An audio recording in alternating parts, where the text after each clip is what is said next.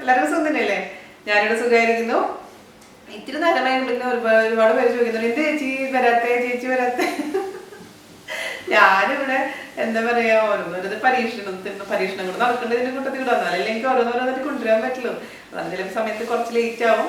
അപ്പോൾ നമ്മൾ ഇന്ന് ചെയ്യാൻ പോകുന്നത് ഒരു ഇഡ്ഡലിയാണ്. അതായത് ഇഡ്ഡലി എന്ന് പറഞ്ഞാൽ ഇഡ്ഡലി ഓൾറെഡി ചെയ്തിട്ടുള്ളതാണ്. ഇന്ന് ചെയ്യാൻ പോകുന്നത് ഒരു മസാല ഇഡ്ഡലിയാണ്. ഇഡ്ഡലി വെച്ചിട്ട് തന്നെ നമ്മൾ വേറെ രീതിയിൽ ചെയ്യുന്നതാണ്.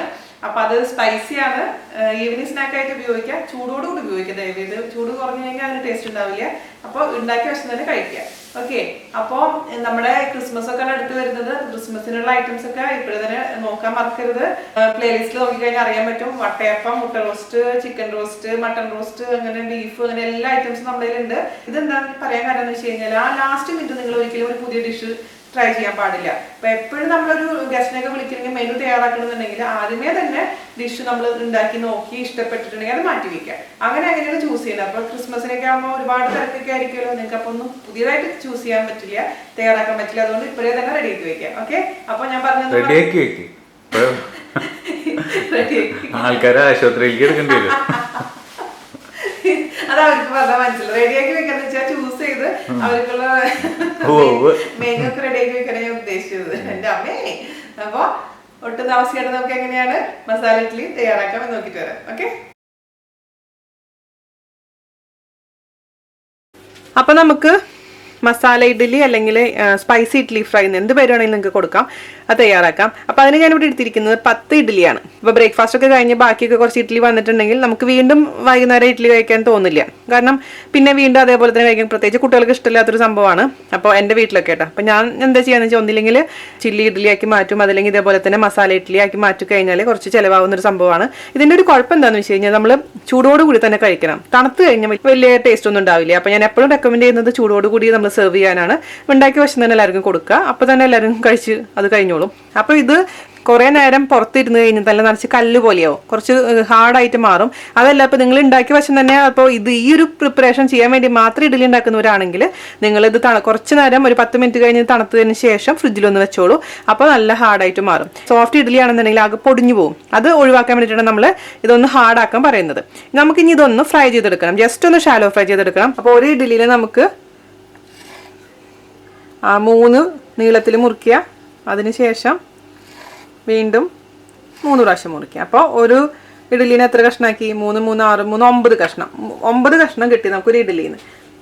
അതുപോലെ ചെറുതാക്കി ഓരോ ഇഡ്ഡലി മുറിക്കുക. മനസ്സിലായല്ലോ? ഇതാ, അപ്പോൾ ഞാൻ 10 ഇഡ്ഡലി ഇവിടെ മുറിച്ച് വെച്ചിട്ടുണ്ട്.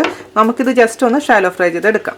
ഓക്കെ, ഷാലോ ഫ്രൈ ചെയ്ത് എടുത്തില്ലെങ്കിൽ എന്താ കുഴപ്പമെന്ന് വെച്ചാൽ ആകെ അങ്ങ് പൊടിഞ്ഞു പോകും. അപ്പോൾ നമ്മൾ ഉദ്ദേശിച്ച രീതിയിലുള്ള ടേസ്റ്റ് നമ്മളെ മസാല ഇഡ്ഡലിക്ക് കിട്ടൂല. അപ്പോൾ നമുക്കിതൊന്ന് ഫ്രൈ ചെയ്യാം. അതിന് വേണ്ടിയിട്ടൊരു പാൻ വെക്കുക. അതിലോട്ട് നമുക്ക് കുറച്ച് ഓയിൽ ഒഴിച്ച് കൊടുക്കുക. ഒരുപാട് വേണ്ട, ഷാലോ ഫ്രൈ ചെയ്യാനുള്ളതാണ്. ഒരുപാട് ഓയിൽ വേണ്ട, കുറച്ച് ഓയിൽ മാത്രം ഒഴിച്ച് കൊടുത്താൽ മതി. നാട് വേർഷനാണ് ഇത് ചെയ്യുന്നത്. അതുകൊണ്ട് ഒരിക്കലും വെളിച്ചെണ്ണയിൽ ഫ്രൈ ചെയ്തെടുക്കാൻ പാടില്ല. എപ്പോഴും സൺഫ്ലവർ ഓയിലോ വേറെ ഏതെങ്കിലും ഓയിൽ ഉപയോഗിക്കുക കേട്ടോ. അപ്പോൾ ഇതൊന്ന് ജസ്റ്റ് ഒന്ന് ചൂടാവട്ടെ. അതിനുശേഷം നമുക്ക് ഇഡ്ഡലി ഇതിലേക്ക് ഇട്ട് കൊടുക്കാം. ഈ ഇഡ്ഡലി സത്യം പറയുകയാണെങ്കിൽ എൻ്റെ റെസിപ്പി വെച്ച് ചെയ്തതല്ല, അതുകൊണ്ടാണ് ഇത്ര ഹാർഡായിരിക്കാൻ കാരണം. അപ്പോൾ പെട്ടെന്ന് ഇന്നലെ ഞാൻ മറന്നുപോയി ഇഡ്ഡലി ഉണ്ടാക്കാൻ വിചാരിച്ചിട്ട്, പിന്നെ എന്തോ തിരക്കിൽ പെട്ട് മറന്നുപോയി. അപ്പോൾ പിന്നെ എനിക്ക് രാവിലെ ഇഡ്ഡലി വേണമായിരുന്നു. അതുകൊണ്ട് ഞാൻ രാത്രി പെട്ടെന്ന് ഇവിടുന്ന് ദോശമാവ് വിളിച്ച് പറഞ്ഞിട്ട് ഉണ്ടാക്കിയത്. പക്ഷേ ഒട്ടും നല്ലായിരുന്നില്ല, ആകെ കട്ടി പിടിച്ചിട്ടുള്ള ഒരു സംഭവമായിരുന്നു. അതുകൊണ്ട് അധികം ചിലവായില്ല രാവിലെ. അപ്പം ഞാൻ വിചാരിച്ചു ഇത് എന്തായാലും നമുക്ക് ഇതിനെ ഇങ്ങനത്തെ രൂപത്തിൽ വെച്ച് കഴിഞ്ഞാൽ ആരും കഴിക്കില്ല, അതിനെ വേറെ രൂപത്തിലാക്കി മാറ്റാമെന്ന് വിചാരിച്ചു. അപ്പോൾ ഞാൻ സ്ഥിരം ചെയ്യാറുള്ള റെസിപ്പി ഇത്. പിന്നെ വേറെ ഒരെണ്ണം എന്ന് വെച്ച് കഴിഞ്ഞാൽ ചില്ലി ഇഡ്ഡലി. ഇപ്പോൾ രണ്ടും നല്ലതാണ് കേട്ടോ. ചില്ലി ഇഡ്ഡലി ഞാൻ പിന്നെ ഷെയർ ചെയ്യാം. അപ്പോൾ ഇതൊരു 3 പേർക്ക് ഉള്ള സെർവിങ് ആണ് കേട്ടോ. 3 4 പേർക്ക് കഴിക്കാം. കുറച്ച് കഴിക്കണമെങ്കിൽ 4 പേർക്ക് കഴിക്കാം. അപ്പോൾ ഇത് എണ്ണ ചൂടായിട്ട് നമുക്ക് ഇതിലോട്ട് ഇഡ്ഡലി ഇട്ട് കൊടുത്തിട്ട് നമുക്ക് ഫ്രൈ ചെയ്തെടുക്കാം. ഇത് നമുക്ക് ഒരുപാടൊന്നും ഫ്രൈ ആവണ്ട കേട്ടോ, ജസ്റ്റ് ഒന്ന് ഫ്രൈ ആയാൽ മതി. ഒരു ചെറിയൊരു ഗോൾഡൻ കളർ വരുന്ന സമയത്ത് നമുക്ക് എടുക്കാം. കാരണം ഓവറായി ഫ്രൈ ആയി കഴിഞ്ഞാൽ ഭയങ്കരമായിട്ട് കട്ടി കൂടി പോകും. ഇതിലേക്ക് നമ്മുടെ ഗ്രേവി ഇഡ്ഡലിയുടെ ഉള്ളിലോട്ടൊന്നും കയറണം. അതുകൊണ്ട് ഓവറായിട്ട് ഫ്രൈ ആവാൻ പാടില്ല. അതൊന്ന് ശ്രദ്ധിക്കുക. പിന്നെ ചൂട് എപ്പോഴും മീഡിയം ഫ്ലെയിമിൽ വെക്കാൻ ശ്രദ്ധിക്കുക. പിന്നെ കഴിഞ്ഞ പ്രാവശ്യം ആലൂട്ടിക്ക് ചെയ്തിട്ട് കുറച്ച് പേര് ഇത് ആലൂട്ടിക്ക് ശരിയായില്ല, പൊട്ടിപ്പോയി എന്നൊക്കെ പറഞ്ഞായിരുന്നു. അത് നിങ്ങൾ ചൂടൊന്നും ശ്രദ്ധിക്കാൻ മറക്കരുത്. ഞാൻ എപ്പോഴും പറയാറുണ്ട്, ലോ ഫ്ലെയിമിൽ വെച്ച് കഴിഞ്ഞാൽ ആലൂട്ടിക്കിലേക്ക് നല്ല ഏത് സാധനത്തിലേക്ക് എണ്ണ അങ്ങ് വലിച്ച് കുടിക്കും അത്. അതുകൊണ്ട് ചൂട് മീഡിയം ആയിരിക്കാൻ പ്രത്യേകിച്ച് ശ്രദ്ധിക്കുക. അപ്പോൾ 2 സൈഡിലും മാറി മാറി തിരിച്ച് മറിച്ചിട്ടിട്ട് നമുക്കിത് ഫ്രൈ ചെയ്തെടുക്കും. അപ്പോൾ ഇഡ്ഡലി ആവശ്യത്തിന് ഫ്രൈ ആയിട്ടുണ്ട്. ഇത് നമുക്ക് കോരി എടുത്തിട്ട് ഒരു സ്ട്രെയിനറിലോട്ട് മാറ്റി വെക്കാം, അല്ലെങ്കിൽ ഒരുപാട് എണ്ണ കുടിക്കും. അപ്പോൾ സ്ട്രെയിനറിലോട്ട് മാറ്റി വെക്കാൻ മറക്കരുത്. പൊടിഞ്ഞു പോകാതിരിക്കുന്ന ഒരു പരിവായാൽ മതി കേട്ടോ. ഞാൻ പറഞ്ഞല്ലോ, ഓവറായിട്ട് ഫ്രൈ ആയി കഴിഞ്ഞാൽ നമ്മുടെ മസാലകളൊന്നും ഇതിലേക്ക് കയറില്ല. അത് പ്രത്യേകിച്ചും പോയിന്റ് ശ്രദ്ധിക്കുക. ഞാൻ എടുത്തെടുത്ത് പറയുന്നത് എന്താണെന്ന് വെച്ച് കഴിഞ്ഞാൽ നിങ്ങൾക്ക് തെറ്റ് വരാതിരിക്കാൻ വേണ്ടിയിട്ടാണ്. പിന്നെ ഒരു കാര്യം എനിക്ക് പറയാനുള്ളത്, ഞാനിതിലെല്ലാം ഏകദേശം മിക്ക റെസിപ്പികളിലും ഡീറ്റെയിൽ ആയിട്ട് ഞാൻ പറഞ്ഞു തരുന്നത്. അപ്പോൾ അത് നിങ്ങൾ ഫുൾ വീഡിയോ കാണാൻ ശ്രമിക്കുക. അപ്പോൾ ഞാൻ പറഞ്ഞ ടിപ്സും പറഞ്ഞ കാര്യങ്ങളൊക്കെ വീണ്ടും എന്നോട് സംശയമായിട്ട് ചോദിക്കുന്നുണ്ട്. അത് നിങ്ങൾ വീഡിയോ ഫുൾ കാണാത്തതുകൊണ്ടാണ് അങ്ങനെ സംശയങ്ങൾ വരുന്നത്. അതുകൊണ്ട് ദയവേത് കാണുക കേട്ടോ. അപ്പോൾ ഒരു ബാച്ച് റെഡി ആയിട്ടുണ്ട്. അടുത്തതും ഇതേപോലെ തന്നെ ഫ്രൈ ചെയ്തെടുക്കാം. അപ്പോൾ നമ്മുടെ ഇഡ്ഡലി ഞാൻ മൊത്തത്തിൽ ഇതേപോലെ ഫ്രൈ ചെയ്തെടുത്തിട്ടുണ്ട്. നമുക്കിനി മസാല ഇഡ്ഡലി ഉണ്ടാക്കാൻ തുടങ്ങാം. നമുക്ക് അതിന് വേണ്ടിയിട്ട് ഒരു കടായി വെക്കുക. അതിലോട്ട് 2 ടേബിൾ സ്പൂൺ സൺഫ്ലവർ ഓയിൽ ഒഴിച്ചു കൊടുക്കാം. അതൊന്ന് ചൂടാവട്ടെ. എണ്ണ ചൂടായിട്ടുണ്ട്. നമുക്ക് അതിലോട്ട് 1 ടീസ്പൂൺ ഉഴുന്ന് പരിപ്പ് ഇട്ട് കൊടുക്കാം. കടുക് വേണമെങ്കിൽ നിങ്ങൾക്ക് ഇടാം. ഞാൻ കടുക് ഇടാറില്ല, എനിക്ക് അത്ര ഇഷ്ടമല്ല കടുക് ഇടുന്നത്. അതുകൊണ്ട് ഞാൻ കടുക് അവോയ്ഡ് ചെയ്തിട്ടുണ്ട്. ഞാൻ ഉഴുന്ന് പരിപ്പ് ഇട്ട് കൊടുത്തിട്ടുണ്ട് 1 ടീസ്പൂൺ. ഓക്കെ, ഇത് നിർബന്ധമൊന്നുമില്ല കേട്ടോ. പക്ഷേ എനിക്ക് ഉഴുന്ന് പരിപ്പിൻ്റെ ആ ഒരു മണവും ടേസ്റ്റും ഒക്കെ ഒന്ന് ക്രഞ്ചി ആയിരിക്കും, കടിക്കാനൊക്കെ ഒന്ന് നന്നായിരിക്കും. അപ്പോൾ ഇതൊന്ന് ജസ്റ്റ് കളർ മാറുന്ന സമയത്ത് നമുക്കിതിലോട്ട് 2 പച്ചമുളക് ചെറുതാക്കി കട്ട് ചെയ്തത്, 1 ടീസ്പൂൺ ഇഞ്ചി, 1 ടീസ്പൂൺ വെളുത്തുള്ളി കൊത്തി അരിഞ്ഞത് കേട്ടോ ഇട്ട് കൊടുക്കുക. ജസ്റ്റ് ഒന്ന് ഇതിൻ്റെ പച്ചമണം മാറുന്ന വരെ നമ്മൾ വഴറ്റി കൊടുക്കുക. ഇഞ്ചി വേണമെങ്കിൽ നിങ്ങൾക്ക് ഇഞ്ചി വെളുത്തുള്ളി പേസ്റ്റ് ഇട്ട് കൊടുത്താലും മതി. ഞാൻ പക്ഷേ ജസ്റ്റ് കട്ട് ചെയ്തിട്ടിട്ടേ ഉള്ളൂ. കുറച്ച് കറിവേപ്പില ഇട്ട് കൊടുക്കുക. കറിവേപ്പില വേണമെങ്കിൽ ഇട്ട് കൊടുത്താൽ മതി, പക്ഷേ എനിക്ക് ഇഷ്ടമാണ് കറിവേപ്പില, അതുകൊണ്ട് ഞാൻ കറിവേപ്പില ഇട്ട് കൊടുത്തിട്ടുണ്ട്. ഇനി നമുക്കിതിലേക്ക് 2 ചെറിയ സവാള കൊത്തി അരിഞ്ഞത് ഇട്ട് കൊടുക്കുക. കൊത്തി അരിഞ്ഞതെന്ന് വെച്ചാൽ വളരെ ചെറുതാക്കി അരിഞ്ഞതാണിത്. അത് ഇട്ട് കൊടുക്കുക. ഇളക്കി കൊടുക്കുക. അല്പം ഉപ്പിട്ട് കൊടുക്കുക. ഉപ്പിടുമ്പോൾ സവാള പെട്ടെന്ന് തന്നെ വഴണ്ട് കിട്ടാൻ എളുപ്പമാണ്. ആവശ്യത്തിന് ഉപ്പിട്ട് കൊടുക്കുക. ഒരുപാട് ഉപ്പാവരുത്. ഞാൻ എപ്പോഴും പറയുകയാണ്, എന്നോട് ഇപ്പോൾ ഒരുപാട് പേര് പറയാറുണ്ട് ഉപ്പ് കൂടി ചേച്ചി ഞങ്ങൾ എന്താ ചെയ്യാന്ന് ഒരുപാട്. അപ്പോൾ ഉപ്പ് കൂടി കഴിഞ്ഞാൽ ശരിയാക്കാൻ വളരെ ബുദ്ധിമുട്ടാണ്. നമ്മൾ അതിൻ്റെ പുറകെ നടക്കേണ്ടി വരും. അപ്പോൾ അതിനേക്കാളും നല്ലത് നമ്മൾ ഉപ്പ് എപ്പോഴും സൂക്ഷിച്ചിടുന്നതല്ലേ. പിന്നെ എനിക്ക് പറയാനുള്ളതെന്ന് വെച്ചാൽ ഞാൻ ഇതേപോലത്തെ ഉപ്പിൻ്റെ ബോട്ടിലാണ് യൂസ് ചെയ്യുന്നത്. അപ്പോൾ ഇതിൽ 3 ചെറിയ ചെറിയ ഹോളുള്ള സംഭവമുണ്ട്, അതേപോലെ തന്നെ വലിയ ഹോളുള്ള ഇതുണ്ട്. അപ്പോൾ ഞാൻ ഒരിക്കലും വലിയ ഹോൾ ഓപ്പൺ ചെയ്യില്ല. ചെറുതിൽ നിന്നാണ് ഞാൻ എപ്പോഴും ഇതിലേക്ക് ഉപ്പ് ഇടുന്നത്. അപ്പോൾ നിങ്ങൾ വിചാരിക്കും ഒരുപാട് ഉപ്പ് വീഴുന്നുണ്ടെന്ന്, പക്ഷെ അങ്ങനെ ഇല്ല. ചെറിയ ഹോളിൽ കൂടി ഇടുമ്പോൾ വളരെ ലൈറ്റായിട്ട് ഉപ്പ് വീഴുള്ളൂ. അത് ശ്രദ്ധിക്കുക. അങ്ങനത്തെ സോൾട്ടാണ് നിങ്ങൾ യൂസ് ചെയ്യുന്നുണ്ടെങ്കിൽ അങ്ങനെ ഇട്ട് കൊടുത്താൽ മതി. അപ്പോൾ ഇത് നമ്മൾ നന്നായിട്ട് അങ്ങ് വഴറ്റി കൊടുക്കട്ടെ. ഞാൻ പറഞ്ഞില്ലേ, ഇത് ചൂടാറി കഴിഞ്ഞാൽ കൊള്ളൂല കേട്ടോ. ഉള്ള കാര്യം പറയാമല്ലോ. കാരണം നമ്മൾ ഒരു സാധനം ഉണ്ടാക്കുമ്പോൾ അതിൻ്റെ എല്ലാ ഡ്രോബാക്സും അതിൻ്റെ ഗുണമൊക്കെ പറയണമല്ലോ. അപ്പോൾ എനിക്ക് തണുത്ത് കഴിഞ്ഞാൽ ഇഷ്ടമില്ല, പക്ഷെ എനിക്ക് ചൂടോടി കൂടി കഴിക്കാൻ ഇഷ്ടമാണ്. ഞാൻ പിന്നെ തമിഴ്നാട്ടിൽ പഠിച്ച കാരണം എനിക്ക് ഇങ്ങനത്തെ ഐറ്റംസ് ഒക്കെ ഭയങ്കര ഇഷ്ടമാണ്. ചില്ലി ഇഡ്ഡലി, അതേപോലെ തന്നെ കൊത്ത് പൊറോട്ട, ചില്ലി പൊറോട്ട, അങ്ങനെ ഒരുപാട് ഐറ്റംസ് ഉണ്ട്. അപ്പോൾ പക്ഷെ എൻ്റെ ജാൻ എന്താണ് ഇതൊന്നും വലിയ താല്പര്യമില്ല. അതുകൊണ്ട് എനിക്ക് ഭയങ്കര സങ്കടം. ഉണ്ടാക്കി കൊടുത്തു കഴിഞ്ഞാലും കുഴപ്പമില്ല എന്ന് പറയും, നല്ല അതൊരു സന്തോഷപൂർവ്വം പറയത്തില്ല. അപ്പോൾ പണ്ട് തൊട്ടേ എനിക്ക് ഇതേപോലെ തമിഴ്നാട് ഐറ്റംസിനോടൊക്കെ ഭയങ്കര ഇഷ്ടമാണ്. കോളേജിൽ പഠിച്ചുകൊണ്ട് മാത്രമല്ല, ഞാൻ കുഞ്ഞായിരിക്കുമ്പോഴും മദ്രാസിലൊക്കെ പോകുമ്പോൾ എൻ്റെ ഇളയച്ചൻ മദ്രാസിലായിരുന്നു. അപ്പോൾ ഇളയച്ചൻ്റെ വീട്ടിൽ പോയി നിൽക്കുന്ന സമയത്തൊക്കെ ഇങ്ങനെ ഇളയമ്മ ഉണ്ടാക്കി തരും. അതുപോലെ തന്നെ പുറത്തൊക്കെ പോകുമ്പോൾ ഹോട്ടലിൽ നിന്നൊക്കെ വാങ്ങിച്ചു തരുമ്പോൾ എനിക്ക് ഭയങ്കര ഇഷ്ടമാണ്. എന്താണോ തമിഴ്നാടിനോട് ഒരു പ്രത്യേക ഒരു അറ്റാച്ച്മെൻറ്റാണ്. ഞാൻ പണ്ട് ഒരു തമിഴത്തിയായിരുന്നോ എന്ന് എനിക്ക് സംശയമുണ്ട്. അപ്പോൾ ഇതൊന്ന് ട്രാൻസ്പെറൻ്റ് ആവട്ടെ കേട്ടോ. ഇതൊക്കെ നമുക്ക് പെട്ടെന്ന് ഉണ്ടാക്കിയെടുക്കാൻ പറ്റുന്ന ഒരു സ്നാക്ക് ഐറ്റംസ് ആണ്. സ്പൈസി സ്നാക്ക് എന്ന് വേണമെങ്കിൽ പറയാം നമുക്കിതിന്. ഈവനിങ് ടൈമിലൊക്കെയാണ് കഴിക്കാൻ നല്ലത്. ഞങ്ങളൊക്കെ ഇങ്ങനെ ഡിണ്ടിഗൽ പഠിക്കുമ്പോൾ ഈ ശരവണ ഭവനിലും ശരവണ ഭവൻ ആയിരുന്നില്ല അന്ന് അവിടെ ആര്യഭവനിലൊക്കെ പോകുന്ന സമയത്ത് കഴിച്ചുകൊണ്ടിരുന്ന സാധനങ്ങളാണ് ഇതൊക്കെ. അപ്പോൾ അതേ ട്രാൻസ്പെറൻ്റ് ആയിട്ടുണ്ട് കേട്ടോ നന്നായിട്ട് സവാള. ഇനി നമുക്ക് ഇതിലോട്ട് പൊടികൾ ചേർത്ത് കൊടുക്കുക. പൊടികൾ ചേർക്കുന്ന സമയത്ത് ഞാൻ എപ്പോഴും പറയാറുള്ള പോലെ തീ കുറയ്ക്കുക. എല്ലാ പൊടികളൊക്കെ ചേർക്കുന്ന സമയത്ത് തന്നെ എല്ലാം കൂടി അങ്ങ് കരിഞ്ഞു പോകും. അതുകൊണ്ട് തീ കുറച്ചതിന് ശേഷം മാത്രം പൊടികൾ ചേർത്ത് കൊടുക്കുക. അതിലേക്ക് നമുക്ക് ആദ്യമായിട്ട് ചേർത്ത് കൊടുക്കുന്നത് മഞ്ഞൾപ്പൊടി, ഒരു 1/4 ടീസ്പൂണോളം മഞ്ഞൾപ്പൊടി ചേർത്ത് കൊടുക്കുക. അത് നന്നായി മിക്സ് ചെയ്ത് കൊടുക്കുക.